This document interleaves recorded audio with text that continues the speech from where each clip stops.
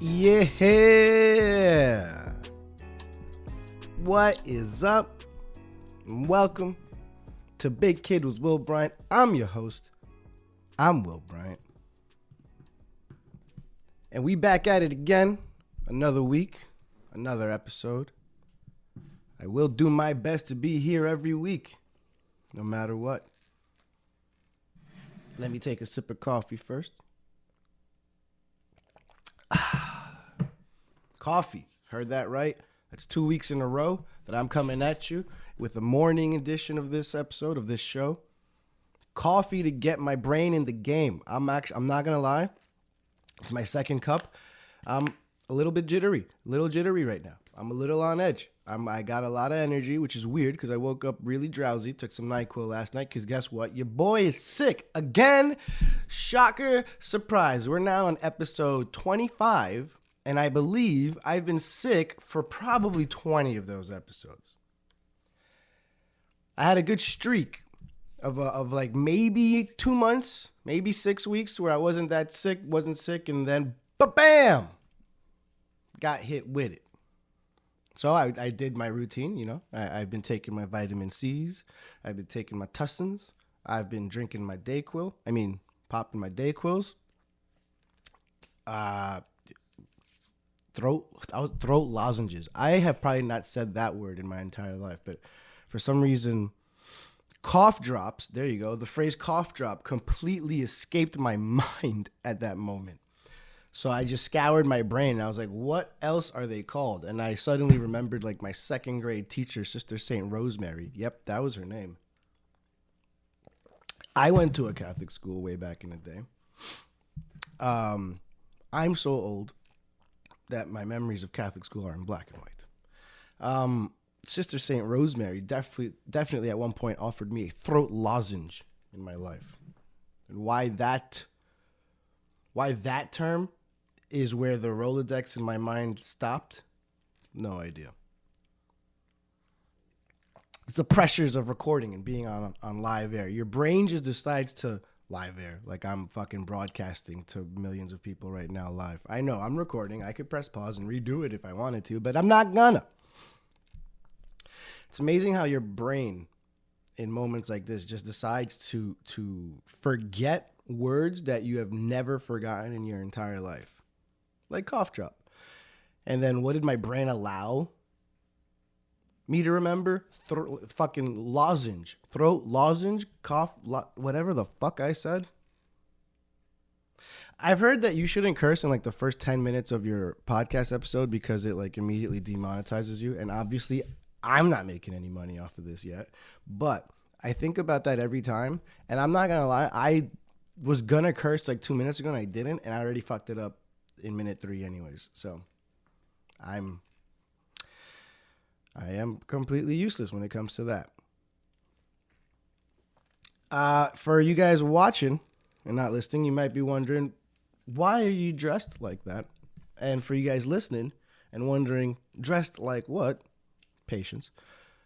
I am pretty much fully dressed for work right now because I'm headed to work as soon as I'm done recording this.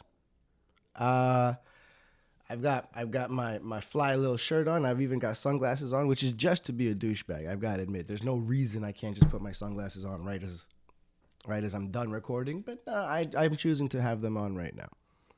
I will probably take them off at some point in the show. But for now, douchebag. At least I'm self-aware to know that I am a douchebag. I'm not like walking around thinking I'm cool and completely normal. No. When I walk around peacocking like an asshole, I know that I'm basically being an asshole. Like, you think that I walk around in my fucking sequin shoes, a bandana with little rabbit ears sticking out like a flamboyant Tupac? Skin tight women's size 8 jeans that hug my hips, and some blouse that looks like it came off of the Jimi Hendrix Experience's Crew. You don't think I understand that I look like an asshole or a douchebag at that point? I get it. I'm not wearing that now. This polo here, this polo shirt actually, polo shirt. It's not the brand polo. It's just the style. My dad actually got it for me. Believe it or not, my dad like never buys me clothes. Never buys me much, like in general. I'm not saying that as like a mean thing. It's just like you know, the mom buys the stuff, and when she gives it, I don't know why I'm saying the mom, like in general. Although this probably applies to so many of you out there. Let me use it. I'm already taking my glasses off. Oh my God, my ring light is so bright. So yeah. I feel like this happens in every household, but my mom will always buy me something and be like, "Oh, we got this for you." And I'll open it up, and my dad will be just as surprised as I am when I open up the gift. He'll be like, "Oh, that's nice." And I'm like, "Yeah, thank you, Dad." He's like, "Oh, yeah. You're welcome. You're welcome. You want to talk to your mom?" I'm like, "She's standing right there. I know. Relax. We're not even on the phone right now." So, my mom, she actually handed me these. She gave me these polos. I think she came over for something, and she like went out of her way to be like she made eye contact with me. And she goes, "Your dad chose these out. These are from your dad. He chose these out." And she was so like adamant that like, I definitely think that what happened was they were at the mall and walking. This is an Express shirt. They walked into Express, and my mom was looking like, "Oh, we have to buy something for Billy." They call me. My mom and dad are one of the few people in this world that call me Billy, which is a nickname for Will or William. Will is a nickname for William, not whatever. My mom told me one of the reasons she named me William was because it had so many nicknames. Will, Willie, Bill, Billy, whatever. And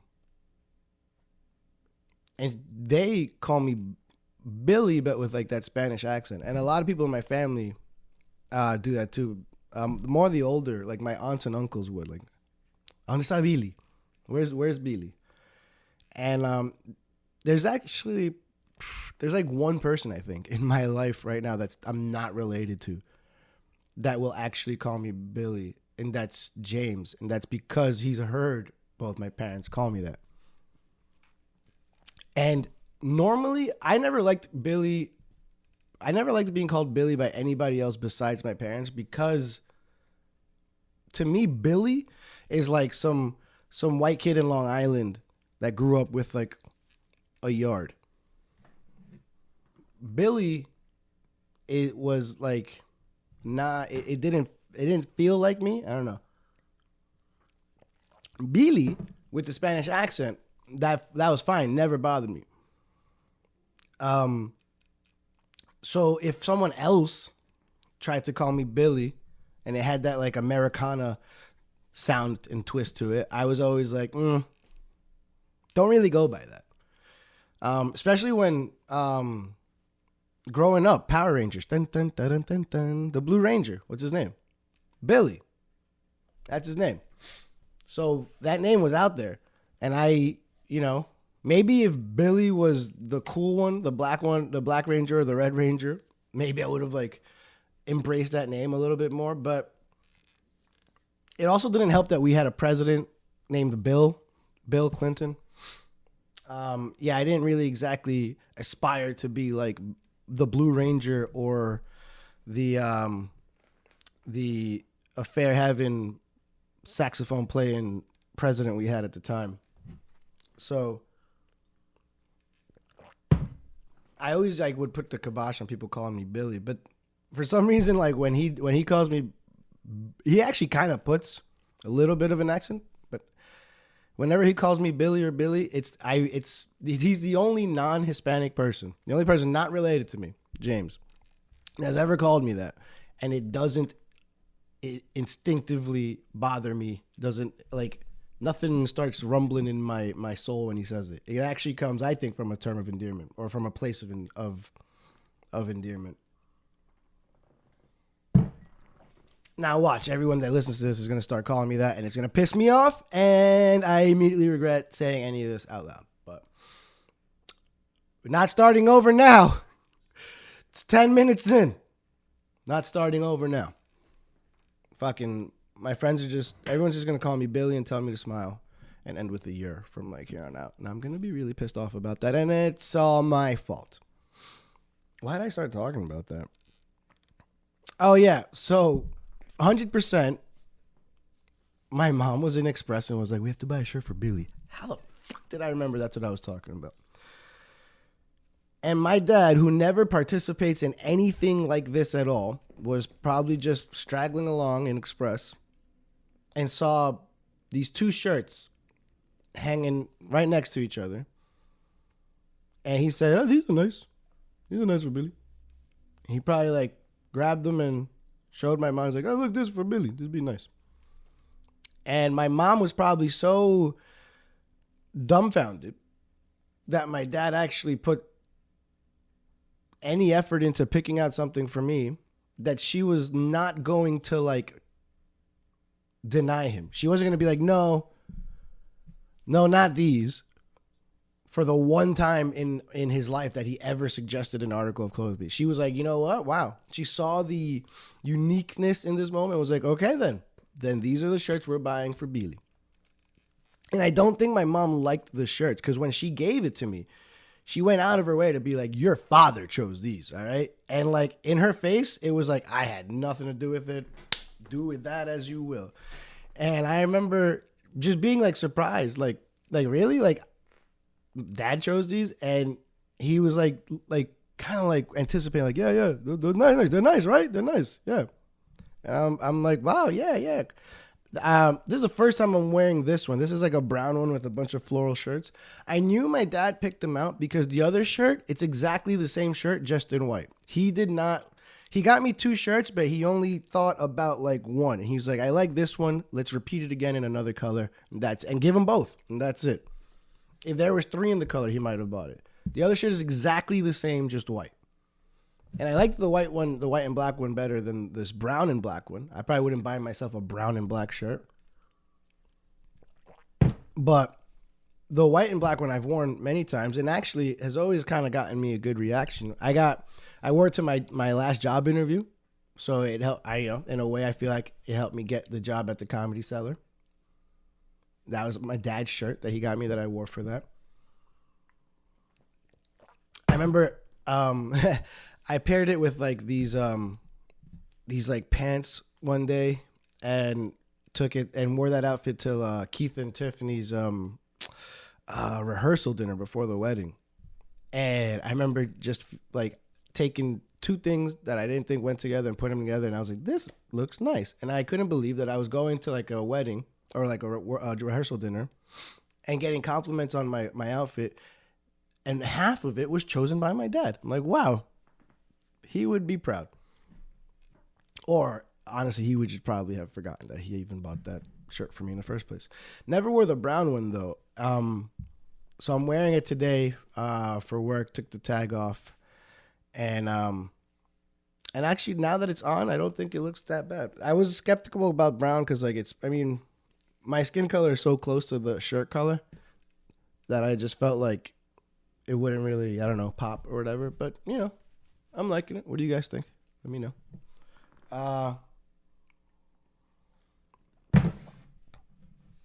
Yeah, that's, I don't really remember the last time my dad bought me or like took credit for buying something for me. He's always surprised that he bought me something. He's like, oh, I didn't know. Hope you like it. I think, was it last week or 2 weeks ago? I forgot. And I was talking about how he's so bad at like receiving like well wishes, like happy birthday and stuff like that. He's also not the best to give gifts to. However, the one time that I knew that I got him a good gift was I think it was for Christmas.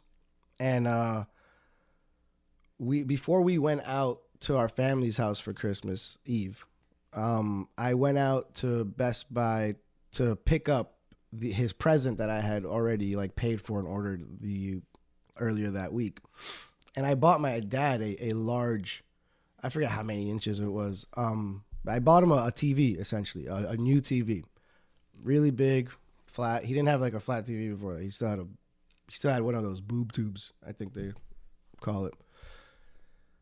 And they definitely were, I mean, it was a gift for my mom too, but it was more for my dad. They definitely weren't expecting it. As they're getting ready for Christmas Eve, like they're all getting ready, I go out to Best Buy and I come back in a cab and I come literally pushing this huge TV. It's not as big as mine is now, so it's probably like maybe 60 inches or something like that. I don't know. But I just come shoving in this box. And my dad's just sitting there like, what the fuck is this? And I push it up to him and I show him like, bang, there you go, brand new, I don't know, 60-something inch flat screen TV. And my mom's like floored, like, what the hell? And my dad's like, huh? What do you mean? What's this here? Like it was a mistake. Like I fucking brought it. I found it, like it was outside. Nobody claimed it. What do you mean, why is it here? It's Christmas Eve and I'm pushing a television in front of you. What do you think I'm doing? So I tell him like, oh, Merry Christmas, man. That's all. I just wanted to get you a TV. You got this old TV that's like flickering, like, here's a new one. And my mom was like floored. My dad. This is how I knew for the first time ever, how I knew that I got my dad a good gift. He didn't really know how to react. And he didn't say thank you. Of course, he asked, how much? That's I think every dad would do. How much you paid? So, of course, I was like, don't worry about that, obviously. And again, instead of thank you, he pulls out his wallet and just starts trying to give me $100. I'm like, what do you... This is not how gift giving goes, Pops. I don't know. I don't give you a gift and then say, now you pay me. That's not Christmas. It's not how it goes. But I don't know. He just didn't know how to react to getting a good gift. I gave him a TV. He said, how much? Pulls out his wallet and gives me $100. Well, yeah, that covers it. Thanks. I don't know how much you think TVs cost now, but since the last time you bought one at like fucking Circuit City. My dad's favorite electronic stores, Circuit City, The Wiz, and PC Richards.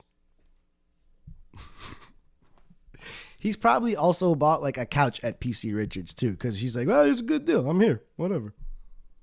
I don't want to go to two places, one thing. Nah. Get this TV and get this couch and go home. PC Richards. I think that one is actually still like alive. There's like, I think maybe 2 left or something. It's like the Blockbuster of electronic stores. Gave me $100. Oh, I didn't accept the $100, obviously.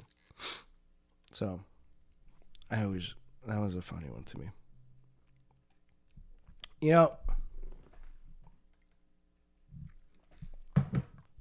I don't even have a segue. This next thing that I want to talk about has nothing to do with anything I was just talking about right now. But so what?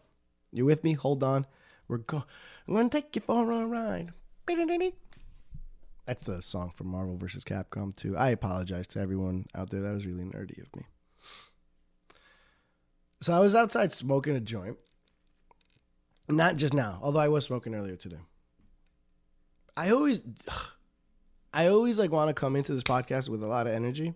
And then right before, no matter what, I always smoke. And I'm like, Although today I think those 2 cups of coffee helped out. So yesterday I was outside smoking a joint. And I just start hearing just yelling. Like, fuck! No! No! And as a typical New Yorker, I ignored the shit out of it. No! Just yelling, right? And I could almost pinpoint what apartment it was coming from. And I was just like, you know what? I'm not doing anything about that.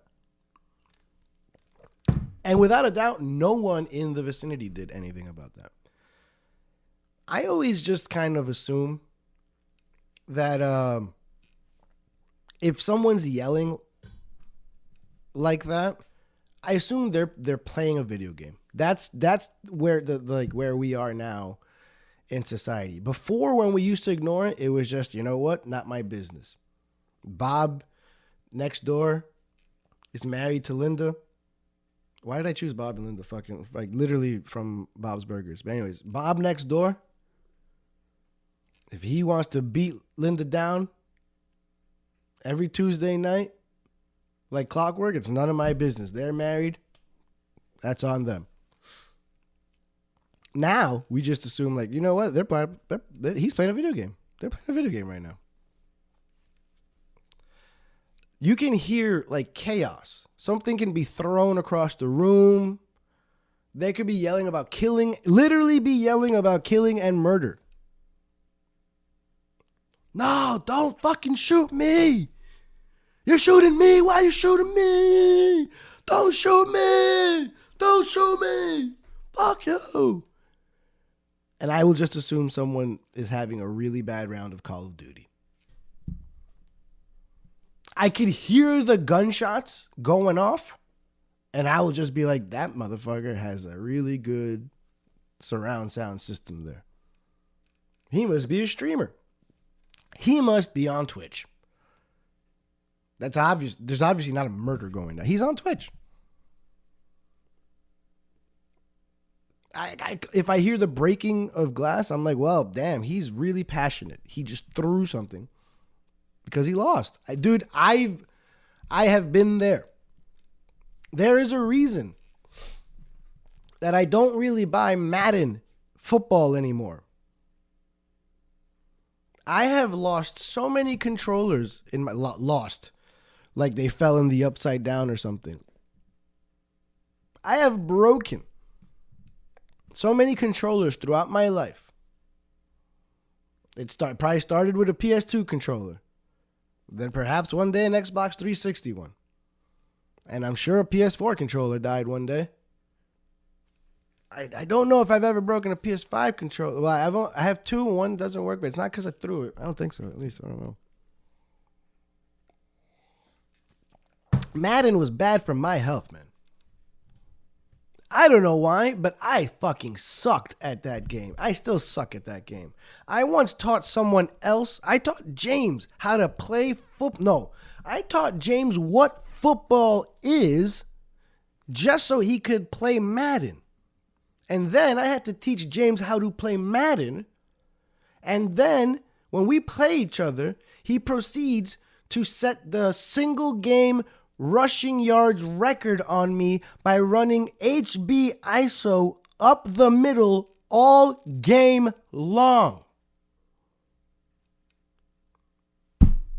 When I was talking about me not being an athlete last week, I should have fucking talked about video games too, because I'm not even an e-athlete. I'm not even good when I control actual athletes in a video game. James didn't know what football was. I taught him everything, and then he kicks my ass. How? I knew what play he was calling. I don't understand. To this day, I don't understand how he did that.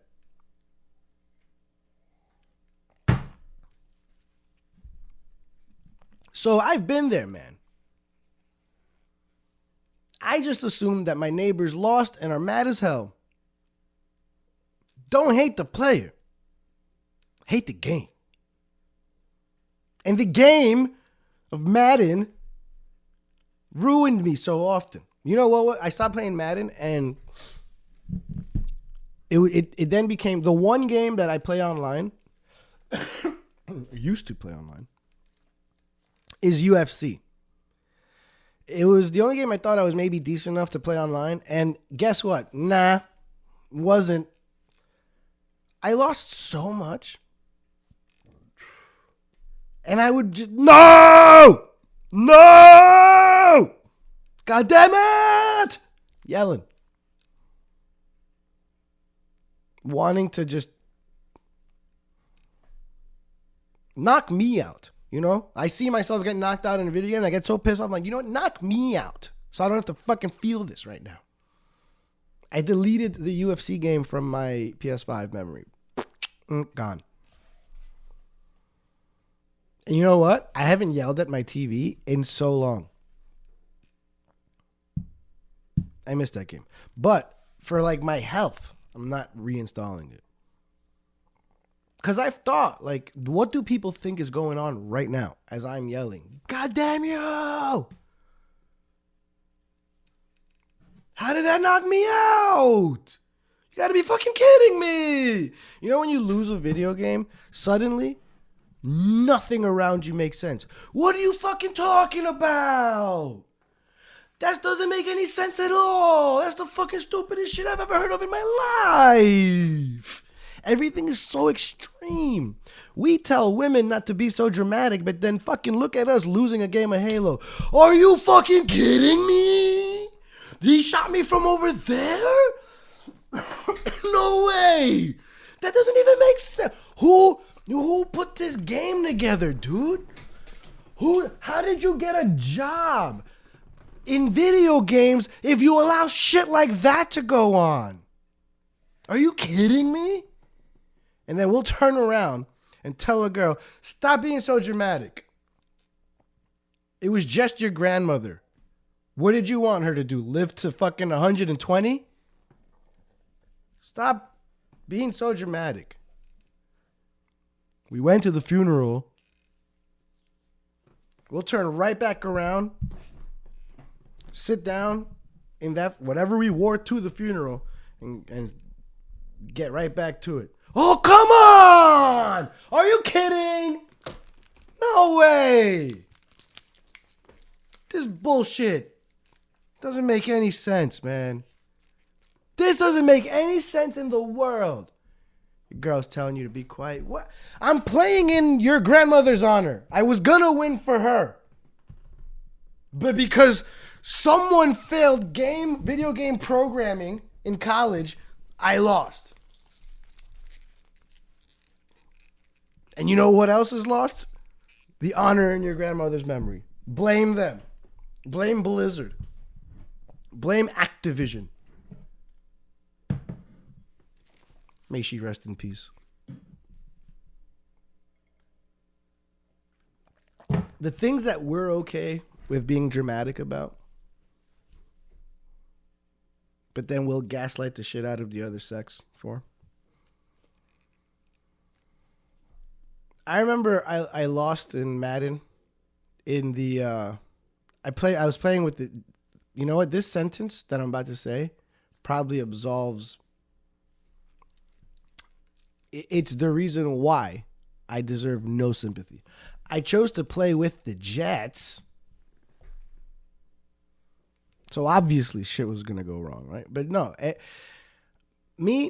I'm such a nerd that I have fun not playing the actual game, but like building my team. I love releasing people, firing people, hiring people. I love signing free agents. I love making trades, stuff like that. So I picked the Jets, clean up the roster, cut the fat, financially fix our team so that we'll get out of, we'll be under the salary cap and whatnot. And I tell myself, this team can make it to the Super Bowl in 2 seasons if I do all the right things. And I remember the first season, I expected us to be under 500 because I really stripped the roster. I was gonna let Zach Wilson start the whole season, and if he sucked, I would just replace him next year. And we ended up winning like 10 games this first season. I was like, oh, okay. And I simmed most of them. I'll only play like in the playoffs. So like I usually sim a lot. So if my team loses, it loses in the regular season. But I told myself I can make, once I'm in the playoffs, I play the video games. And I was like, I can make the playoffs for sure the second year. I made it the first year, lost legitimately in the playoffs in like the second or third round. I forgot. But I was happy because I didn't think my team was even going to make the playoffs. Next year, build on top of that. And I got a squad now. They go like 13-3 or something like that. 13-4 now, I guess, with the 17 games. we make it all the way to the Super Bowl. I'm winning in the playoffs, win after win. And by the way, I'm telling you, I'm not good. Even against the computer, not even playing against people, I'm not that good. But I don't like putting it on like rookie mode and then kicking ass because the victories feel hollow. So I'm in the Super Bowl with the New York Jets, season 2, just like I had it planned. And it was tied. No, I was down in the fourth quarter, and I had to hit this field goal. And I remember something about Madden. If you hit a field goal in the third quarter, everything's normal. But if you have to hit a field goal with like time running out to like win the game, suddenly the field goal like mechanics and the screen and everything is different. And I did not know that. So it was a very routine field goal from like 30 yards out, 20 yards out that I could have hit. And I was like, holy shit, I'm about to like win the Super Bowl just as I predicted with the Jets. And suddenly I go to kick it and it's a different screen, different timing, different everything. The fucking meter even disappears. And I panic. And I press X. And I wasn't even close. That ball could have gone backwards for all I care. These are the uprights. That ball it went 90 degrees in the opposite way it was supposed to go. Not even close. Lost the game. Season over. Super Bowl gone. And it was hours and hours and hours that I had put into this team. 2 seasons. And all my trades, all my signings, all my releases, my draft picks, down the drain. And I was so mad. And it's autosave, so it's I don't restart. It just saves and that's it. Next season. And I remember just getting no, what the fuck? What was that? What was that? And it like ruined my mood. And I realized like my girl's not like, obviously she's looking at me like I'm an idiot, but she's a bigger gamer than I am, especially now that I don't play Madden and don't play UFC. I literally got rid of my unhealthy addictions. And the thing is, like, when she'll play games like The Last of Us, God of War, The Witcher. And here's the thing: when you lose in that, you try again.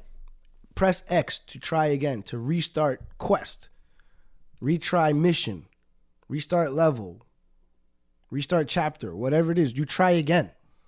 The concept of there being no try again button is lost on her because she doesn't play sports games. She doesn't that's the one difference is like, I tell her, I was like, well, when you lose, it's really fucking frustrating, but then you get to do it right over again from that spot.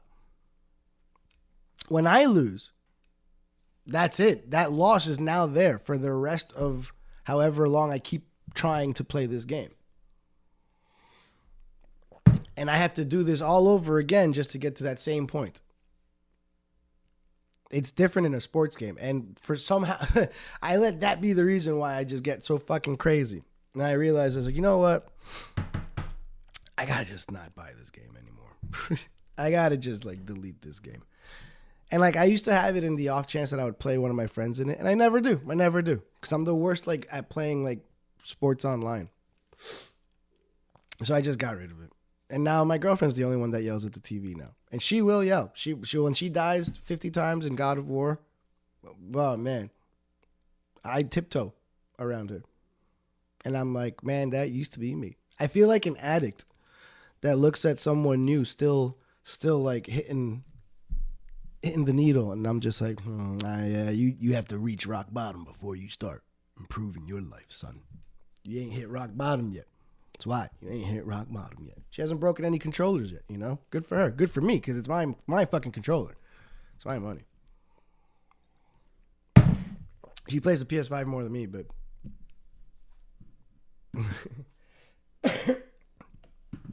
had to get rid of those games, man. It's not healthy. I wish I could just play the game and like not care. You know, be normal. But nah. No. That's why, you know, like I could never. I want to be like a Twitch person, but like two things. I would get really mad at like Madden or UFC. Maybe that'll make for good content or something. Whatever. But I don't want to be known as the angry gamer. And two, I get like bored so fast. I don't know how these people go online and stream video games for like 4 or 5 hours at a time. I will literally play for 15 minutes and then. How is this for a Twitch stream? I'll play for 15 minutes and then you watch me just look at my Twitter feed or Instagram feed while my game's on pause. Would you guys have fun with that? That's what I feel like my Twitch stream would be like. My Twitch stream is you watch me watch my social media pages or like my what's on Reels right now. I'd be the worst Twitch streamer. Still want to do it. Val would be better at it. Especially she gets so emotional. Like she'll get legitimately like scared in video games. It's pretty funny. But yeah, I have like no video games. I'm trying to play Sonic right now. And I barely play that. The Sonic Frontiers game. It's whenever I do kind of play, it's fine. I just kind of got into it this week. But I feel like that makes me. I feel there are a few things that make me. Well, no, there are a lot of things that make me feel old in this world, like carding someone and seeing that they were born in 2002 and having to realize that that is legally old enough to drink. Let that sink in. I feel old sometimes when like I start playing a video game and I immediately just get bored. Like within 5 minutes, dude. And I'm like, nah, I don't really want to. I feel lost. I'm like, man, how can I sit in front of a 80-inch TV with a PS5 and have nothing to do today and not want to play this video game all day long? In fact, my girl used to tell me like back in the day, she's like, that's like, the fact that you don't play video games a lot is like one of your best traits. She says she has a really low bar for me, I think. That's why she likes me. She's like, yeah, I don't know if I like what I would do if you're one of those guys that just sat in front of sat with your PS5 and your headphones on talking to your gamer friends for like hours on a day.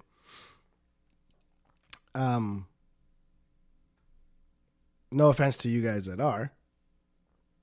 I mean, I used to be on Xbox Live. And some of the like funnest times I ever had playing video games was just being like just talking shit to like Keith and my friends while I sucked ass at whatever video game we were playing. But and I know I would have fun doing that now, but I don't know, I just never kind of got into it. I should just make a fucking play date with like Keith and James for like let's just choose a time on a specific day where we're gonna meet up virtually and play a game of 2K against each other. In fact, we should do that. James, Keith, let's do that. I don't know who else has 2K23. I have 2K23. That's still the current one, right? Yeah, it shouldn't come out for another couple of months. We should do that, perhaps, maybe.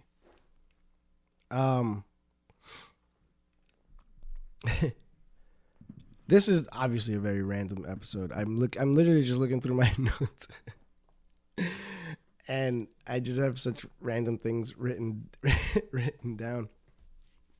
The other day, I literally just have something in here that says bike bells. Because I was on my way to work. And where I work now has a lot more, the area, like the East Village area, West Village, the whole West 4th area, all that shit. There's a lot more bike lanes in that area than pretty much anywhere I've worked that I'm used to. So I'm a lot more cognizant of them when I move around or walk around. And I realize how many people are not. And I know that bikers, like cyclists, whatever, cyclists are always kind of like mad at how people can be very unaware of bike lanes and proper etiquette and whatnot. And I see why, because there's so many people out there walking that just do not give a fuck. They'll stand right in the bike lane and there'll be a bike coming right down that lane. They just completely oblivious to it, not giving a fuck. And I'm watching this and I see the cyclist ring his bell and it's bring, bring. This cyclist is like coming down this lane and I see him just fucking already annoyed with this person, this oblivious fucking person on the line, just annoyed and just shaking his head like hand in the air, like, what are you doing? And then he has to ring the bell to get her out of the way. Bring, bring, bring. And this fucking angry cyclist has the most pussy sounding fucking bell ever that doesn't make anybody want to move. You know what that shit sounds like? Bring, bring. The fucking ice cream truck is coming down the way. Not even the good one, like Mr. Softy. Like it's Good Humor's coming down in a push cart. Bring, bring. You probably turn towards that with a smile on your face. Your first instinct isn't let me get the fuck out of the way. And I started thinking, like, why do bike bells all sound like bitches? Why isn't there a bike bell that just goes Is it like, oh, they don't want it to sound like a car? Why? So that they don't want people to actually get out of the way? Dude, I got so obsessed with this. I started like Googling bike bells and I saw this video of like the top 5 current bike bells. And I was like, all right, these are obviously going to be better than the fucking little bling, bling. Fucking number 5, first thing. Bling, bling. I'm like, no way. There's nothing better than that. There's one bell that goes bing. Like literally it's a long one-tone thing and they're like, that's such an improvement over the bring, bring. And next on the list was an electronic bike bell. And I was like, oh, that's what I'm talking about. This electronic shit obviously probably goes or something, right? You know what the electronic bell does? It mimics the same fucking sound that a real bell makes. It went bring, bring. And I thought to myself, what the fuck is the point of having an electronic bell if it's going to sound exactly like a fucking regular bell? That was your shot. It's electronic. You could literally have the thing say, get the fuck out of the way. I'm a fast moving cyclist coming right down this goddamn lane. That would be more effective at getting people out of the way as opposed to the Good Humor fucking bring, bring. That shit makes me smile and turn. Dude, if there's a cyclist coming at me and he goes bring, bring, for some reason, I decide to not move. I take it as a test of strength. And if you are making that noise, I think I can best you in that test of strength.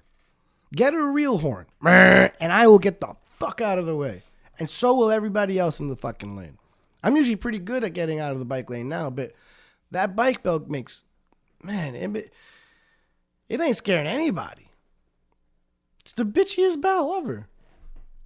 You need people to get out of the way. Why is it the cutest thing I've ever heard? It sounds like a cavalcade of elves are coming down the block delivering Santa's gifts in the middle of July. Just spilled water on my eye. How the hell did that happen?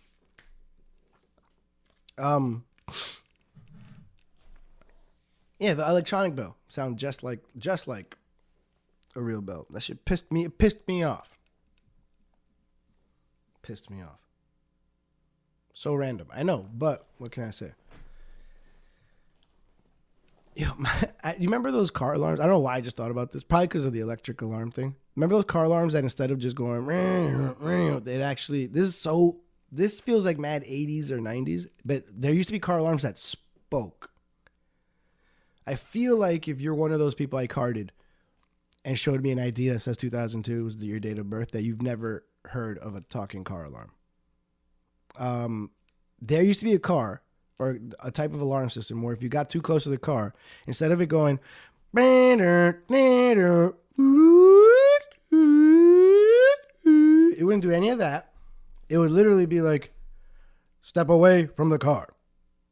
Please step away from the car. It sounded like some like RoboCop shit. Some Knight Rider type shit. And I think the idea was like that's super futuristic. Like only like people with nice cars had it. But I have no idea. I was a kid. Maybe it was on a fucking Subaru for all I know. An Oldsmobile. The fact that a company thought that the perfect name for their product was Oldsmobile is beyond my understanding. But I'll digress. Wow. I'm digressing to a topic that just randomly came to my head. Talking fucking alarms. I always thought that like it was a rich thing. And that one day I would get a talking alarm for my car. Now I'm 35 and I've still never had a driver's license. And I'm not rich. So there goes all of that. All of this to say that bike bells need an improvement. That's all I wanted to say about that.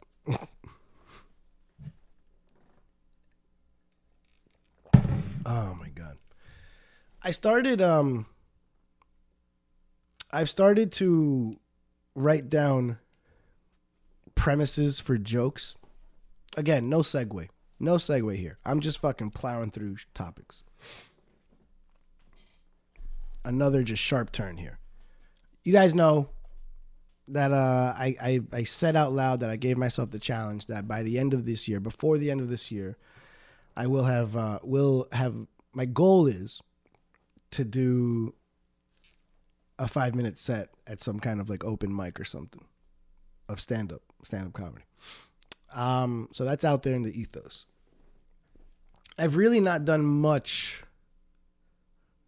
to, I was going to say I haven't done much to like get closer to that goal, but I guess that's not entirely true because I am now, since I've said that, I do now work at the world famous Comedy Cellar. So I guess I have done something, right? I at least put myself in a much better environment to accomplish that goal. I've now put myself in an environment that will be much more conducive to me reaching my goals in stand-up comedy. So I guess I have done something, right? But what I mean, why I'm still being a little bit hard on myself, is because now that I've gotten this job, now that I work in one of the greatest places that you can go to for comedy, I've not taken that next step. And by that, I mean,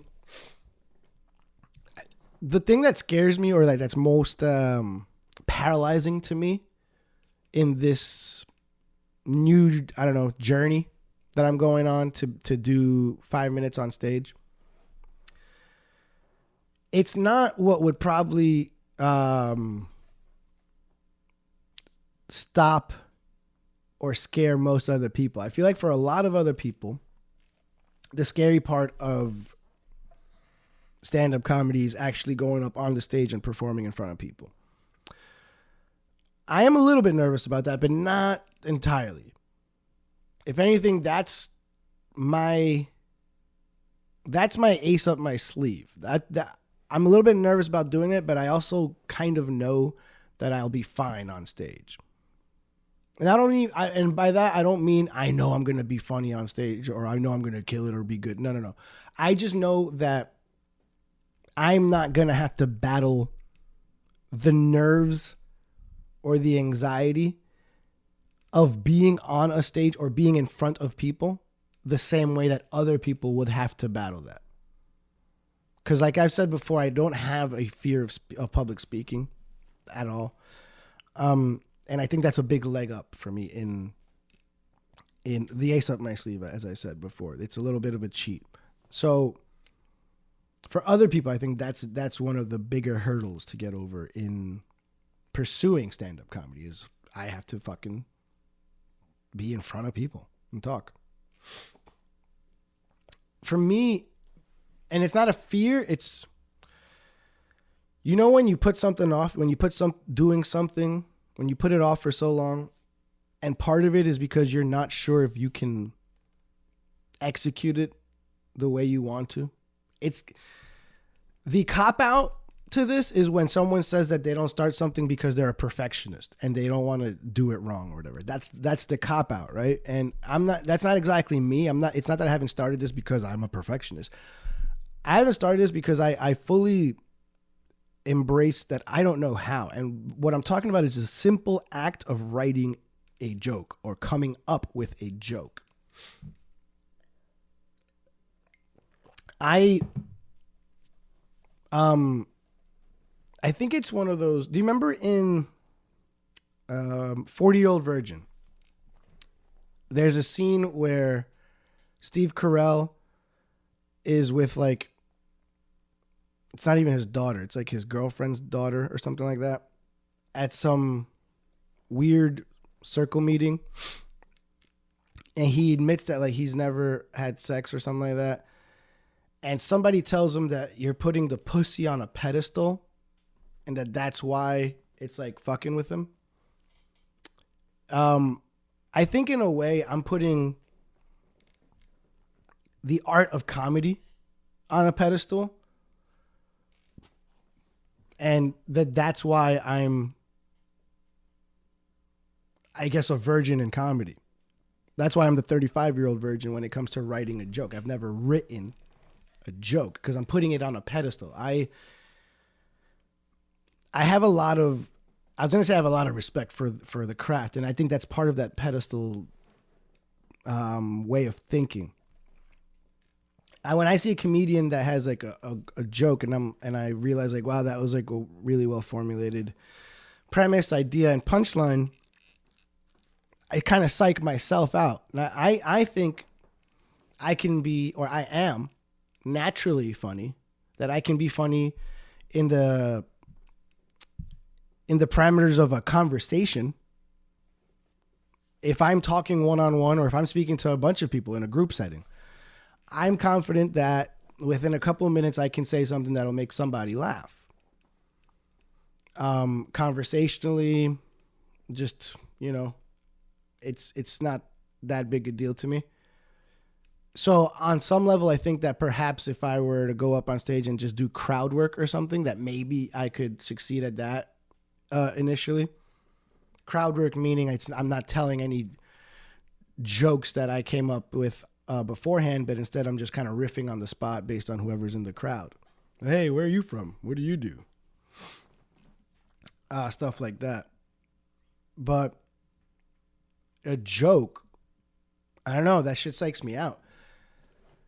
I have, even before I ever said out loud that I wanted to do this, I, throughout my life, used to write down things, just random lines or whatever that I thought would be a good premise for a joke someday. And I kind of stopped doing that for a while. And then once I brought this back into my ethos, into my world, my universe, once I admitted to you guys that, you know what, I do want to do this and I do want to give it a shot, I started writing down some stuff again. And it's just premises that I think maybe could turn into a joke.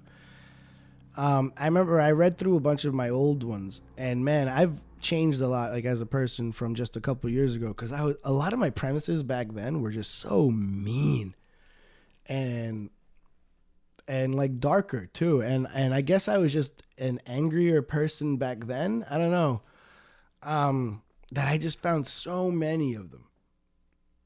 So many of the premises just not funny anymore. And I was like, wow, thank God I never tried this before. Because I think I would have bombed really bad. And who knows, I'll probably still bomb now. But that's what I got to start doing. I got to start just writing down, like taking one of these things that I've written down and just stretching it out and seeing where the joke is, you know? There's actually these classes that are taught by people that like are affiliated with the Comedy Cellar that I've thought about taking. It's a little pricey, but I want to do it because it really breaks down like the science behind jokes, like how to formulate a joke, the types of jokes, the timing, the punchline, and you know, until I want to do that, but you know, I'm not gonna I don't want that to be the reason I haven't gotten started on anything, because it's I haven't started writing a joke because I can't afford this class. No, fuck that. So I'm not gonna use that as like the crutch. I want to take that class whenever I can, but it's like a course not a class.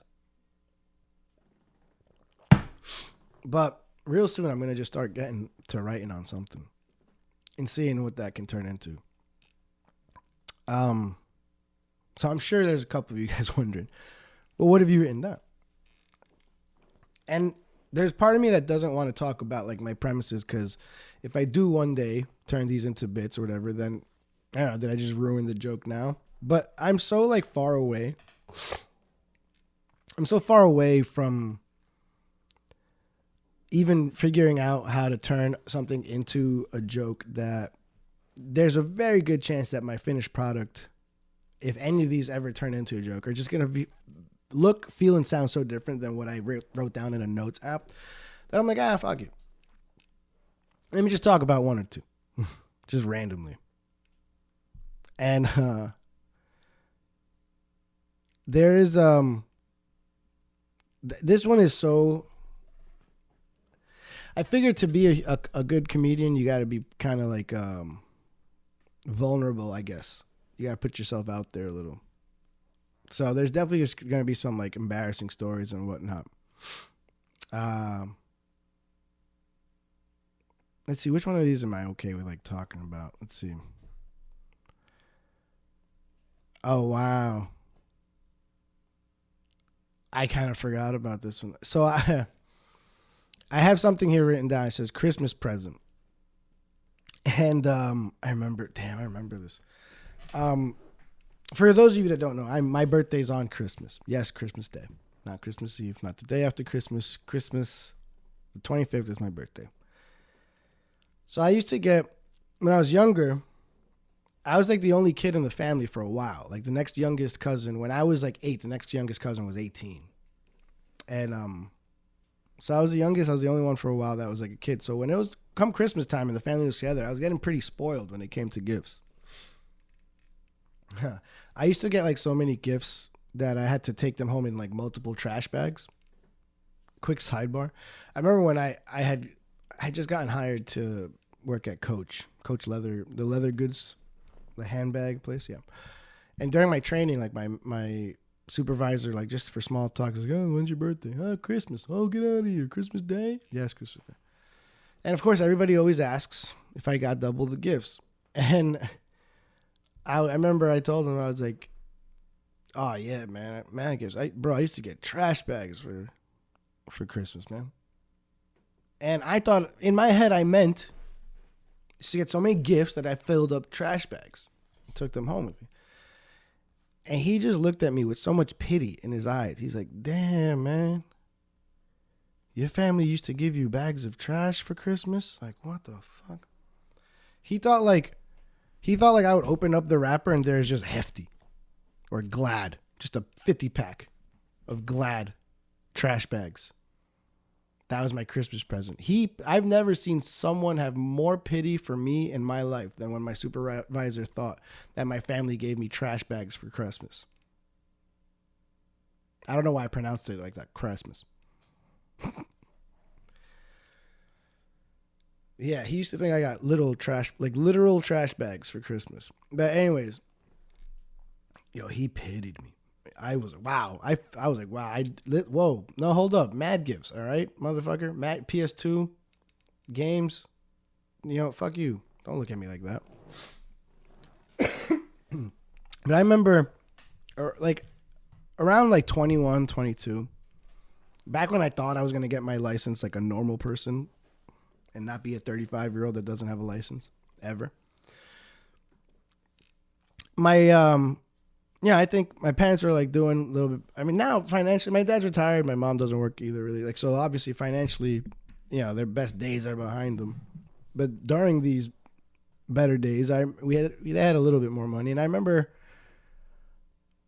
me being the typical like young child, hinting at wanting a car.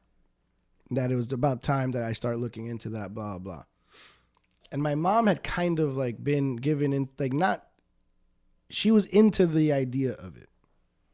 Like, oh yeah, you get a car, like you could drive us around, blah, blah. She was into it. So I was like, all right, yeah, cool.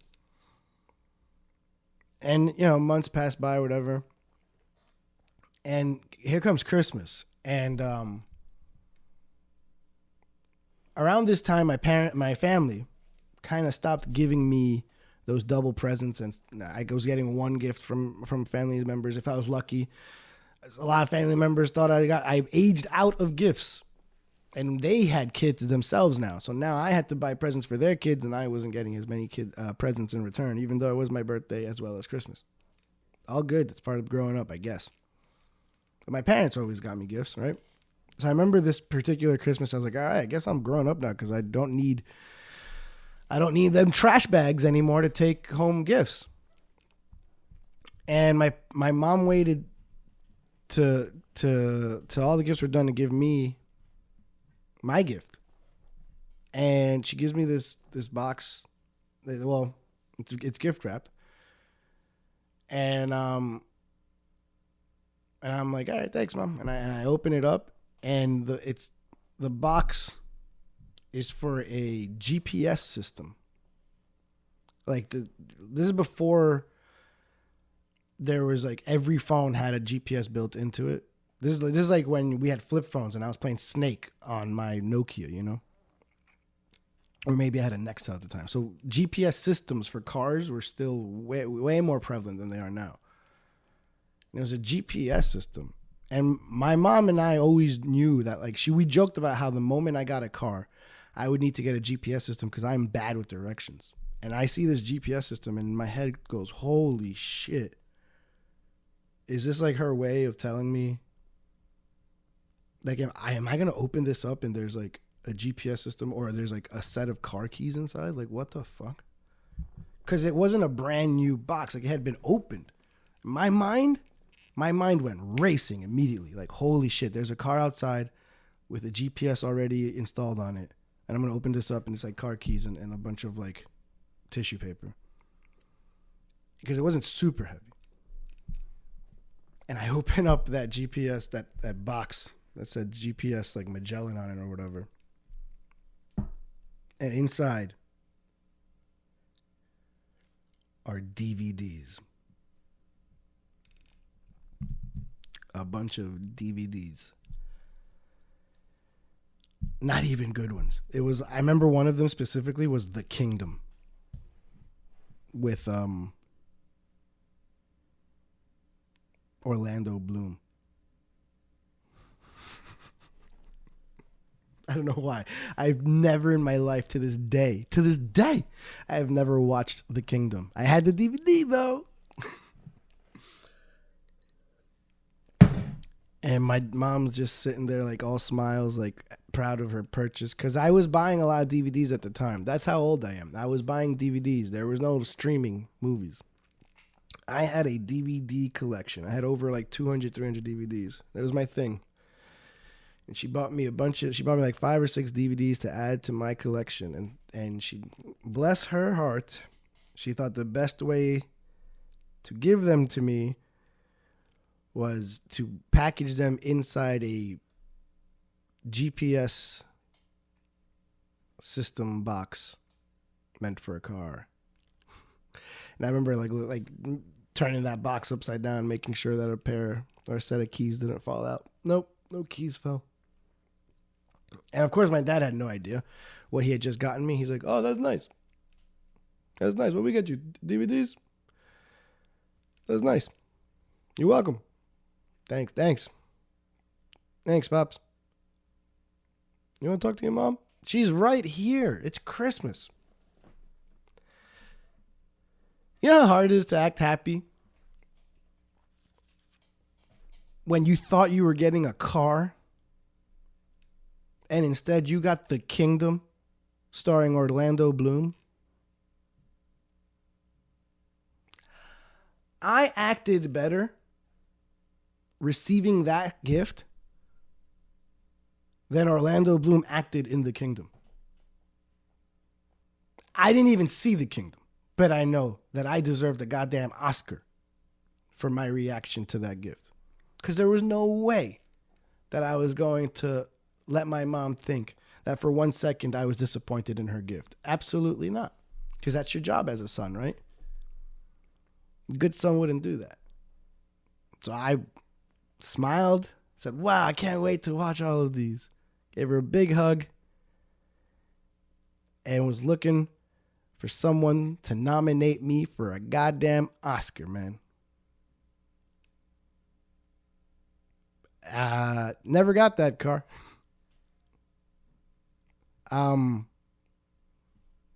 That's not true, actually. That's not entirely true. But that's a story. That's a story for another day, I guess. Oh man, do I remember that? I have that written down as a premise for like a joke, and I'm not even sure if that's something that can be turned into a joke or if there's any humor in that. I guess a good comedian would find the humor in that, right? Man, I can't believe I thought I was actually going to get a car one year. What an idiot I am. That was just stupid. Guys, be careful how you wrap your gifts out there. That's all I'm saying. Be careful how you wrap your presents up. Don't use a box of something nicer than the gift, you know? Don't do that. I would never give my girlfriend I would never give her, I don't know, makeup for Christmas, but put it inside of a Tiffany's box. No. You know what I put inside of a Tiffany's box when I gave it to her? Fucking jewelry from Tiffany's. You don't put a pair of jeans inside of a PS5 box. That's just goddamn mean. Be careful what you put your presents in, is all I'm saying. That's what I have written down here as one of my premises. How's that? I'm gonna end up crying on stage instead of telling a joke. What was I thinking? What was I thinking?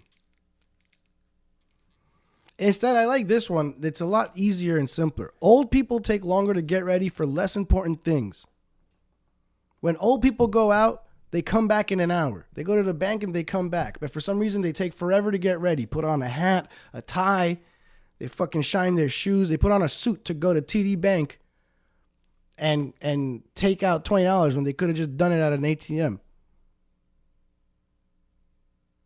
But us, I wrote this when I was young. But young people, they don't even take long to get ready. They'll be chilling in their boxers. They get a phone call.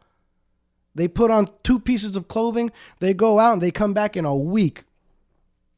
They didn't even shower. Just go like that. Done.